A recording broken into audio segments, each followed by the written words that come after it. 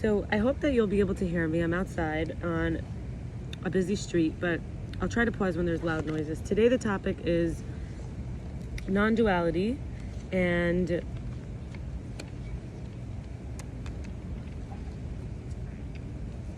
what we might call coming to the light, or basically since we're babies, kind of. So in other words, there's the mind and the soul, and we can have wisdom of the mind and bliss in the soul. These are very different. So the soul doesn't need wisdom. On the level of Chachma, we learn that God's actions, everything is done with wisdom, means that to the highest level of ourselves, wisdom is what's being done. So the body as an expression of the soul, the body can affect the soul, as we learn in Judaism, but the mind can become wise. What does that mean? That means thoughts themselves, we stop having, for example, a grasping mind. In a duality, we have to get something. So rather, life is like a flow of love. Our participation is necessary in order to experience it. And if we can't see God in all, we can't see God at all. So doubt can't be brought on the divine journey. If there's doubt, the mind is grasping for security. A wise mind knows that the soul's true nature is bliss. So everything that's in the world of God, of heaven, is already, it's just like a way that we are holding up a crystal for the light to shine through. If it looks ugly, there might be an imperfection on the viewing. In other words, there's nothing that ends. Light itself has no end. And sorry about the noise. This is a public location, and everything is a miracle of more and more and more if we're willing to be here with it. Everything is always changing. Nothing ever stays the same. And the physical universe is actually a verb universe. I mentioned God's actions are one with wisdom. So all action is a doing. It's a being. In the world of impermanence, things start and end. But the light itself of our soul, or the actual light of non-duality, even though we're looking at things through a crystal, they look separate, none of it actually ever ends. In other words, we can't even call it a thing. It's just right now. Like a piece of wood becomes a popsicle stick that you use to eat ice cream with. If you remember those days, the ices.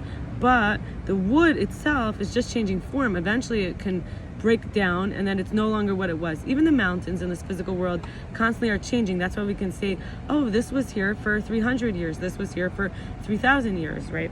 So if anything is identical to anything else, there would be two. Nothing is exactly the same.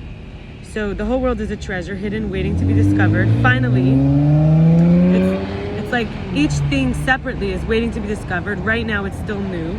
And the vehicle is not the destination, because everything is interdependent. There's not a uniform. Even when you hold up two things that look like they're the same, it's someone maybe taking a role, or it's an object taking a form. It's never exactly the same as anything else, because even our rituals, even things we do on purpose over and over because we think they're fixed, and that they'll always bring the same amount of light, and they'll always accomplish the same thing. They're just containers so that we could avoid our from an ego place, resistance, self-sabotage. This causes spiritual pain. So instead of kind of like flailing or getting our desires mixed up, like self-sabotage is not having the courage to lose control, and it's to stay small. When we let go of control and we're still fine, we recognize we're part of something that is like the lover is not just a veil, the beloved is all in all. So life like a line. There's a lover on one end, beloved on the other end. If we stay with that connection, there's never a moment where we're separated from the love. So our root desire really to awaken to who we are, unity, enlightenment, limitless freedom, spiritual liberty.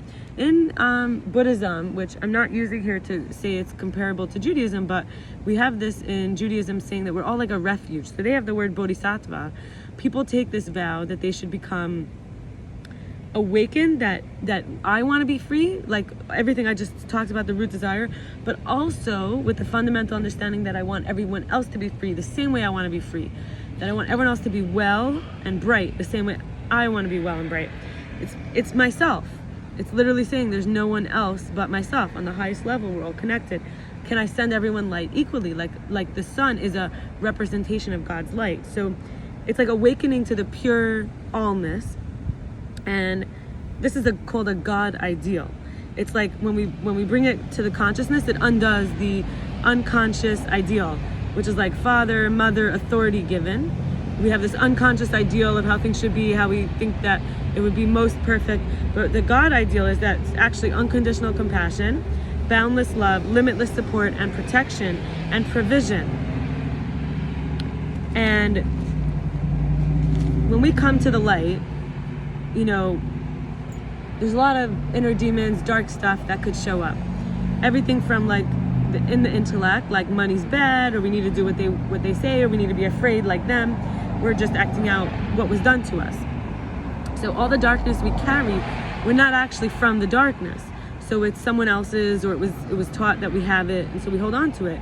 We're not ready to let go because it's a need to control, like who will I be or what will happen if I let go. Our father, for example, I think my father didn't want to have kids yet, but most men aren't ready for the responsibility of bonding with something that can't give them always what they might want. And my mother, for example, wasn't meeting her needs, but I don't have to be like a single mother. I have a sister who's trying to be overly independent at the time, and yet she hated me very much, like for my actual independence, often shown as like I need help. I was independent of the judgment that I couldn't need help. And I remember abuse, and she thought she had power in her perception. She would hurt me, but she had her wounds she was wounding with. So I also remember when I suddenly had this realization that I was very sound sensitive and it would make me anxious. It was like too much for me to handle. And then I also had a realization that I wanted to lift people up. So there was an I there, right? I can't be the one being lifted up. So I realized I want to be productive and useful and constructive and find my way to build and organize and help. But then there's also a critical side to this, which is that we find everything wrong with everybody and everything and everyone, and constantly if we're keeping on trying to help. If we always need to be like, I'm the helper, we're actually breaking everybody down. And we're destructive and we're hurting people with our wounds. Like, this is what my role makes me feel useful, so then I'm going to use you for that. For example, if my sister needs to be a certain way, clearly I have that too. Like we can take all the blame. The first step to coming to the light is taking all the blame, because there's endlessness, means there's no separate other. It's a version of ourself, which means we don't actually have to be to blame, but we don't have to take on anything more than we need to. There's a fine line between a burden and giving to the hungry. Hungry doesn't mean just food, it means anything, like all of them, not just our family, from a place of abundance. In other words, if we think of a baby, the original like receiver, the part of us still here, there's a will to self-destruct if the needs are not being met. So that's where the destruction starts, right? That may last all of life if it's not dealt with humility, obviously, and not exploiting life. So, you know, there's a hope, though, that there's a constant need to self-correct using external cues rather than the necessary authenticity of the self-trust to autonomy. In other words, this need to correct everybody could be used to keep self-correcting with these external cues, rather than, if we're going to trust ourselves to be autonomous in the world and just be ourselves, there's a necessary need to be authentic. If we're programmed that you don't belong or you're bad or you're not worthy, then one believes this to be true and doesn't resist being annihilated, because what are we? We're not worthy, right? We don't deserve to be here. But actually, that's all of ego, and it becomes a spiritual awakening that we need to know our boundaries or it's going to kill us. If you stick your hand into the fire too much, your hand will get burned. So if we don't know our boundaries, it's something called maladaptive. That's what is destructive. So in learning them, we save ourselves. Then we can be safe enough for others, and also to save themselves from self-destruction. You see, we're not saving others from their self-destruction. It's the destructiveness that we're saving them from carrying as a pattern.